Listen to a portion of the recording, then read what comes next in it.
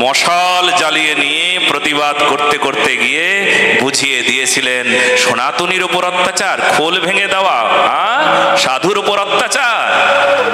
মহাপ্রভু আন্দোলন করেছিলেন, সেই দিন বুঝিয়ে দিয়েছিলেন। ভগবান নৃসিংহদেব প্রহ্লাদকে কোলে নিয়ে বলছেন, প্রহ্লাদ আমার না ভক্ত হতে ইচ্ছে করছে। বলে কেমন ভক্ত হব? সিংহগ্রীব সিংহবীর্য সিংহের হুঙ্কার। কার হুঙ্কার? সিংহের হুঙ্কার।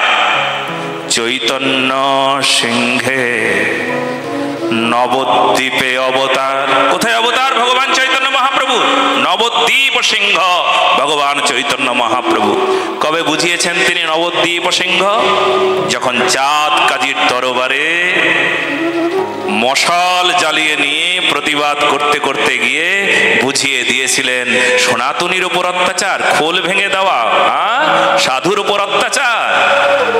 মহাপ্রভু আন্দোলন করেছিলেন, সেই দিন বুঝিয়ে দিয়েছিলেন।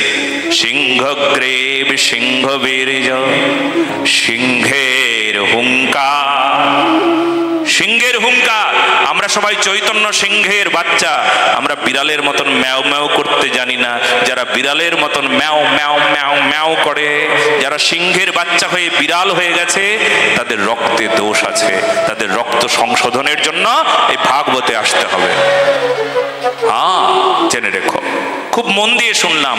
আমি আমাদের কথা বললাম। আমরা আমাদের ঘরের ধুলোগুলোকে পরিষ্কার করলাম, কারণ আমি ঝাড়ুদার। আমাদের ঘরের ধুলোই আমরা পরিষ্কার করি।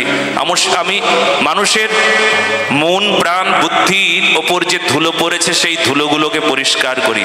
তাতে যদি কেউ বাইরে থেকে বলে আমার নাকে ধুলো গেল কেন, তুমি এলে কেন, তুমি দূরে থাকো, যাও।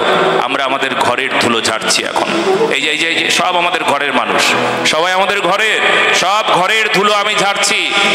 কেউ যদি পাশে গিয়ে দাঁড়িয়ে বলে এই আমার নাকে কেন ধুলো যাবে, আমার চোখে কেন ধুলো যাবে, তুমি সরে যাও বাবা, তুমি সরে যাও, এখন আমি ধুলো ঝাড়ার সময়ে আছি। মানুষের হৃদয় থেকে ধুলো ঝাড়ছি না, না না, আমি আমার ঘরের ধুলো ঝাড়ছি।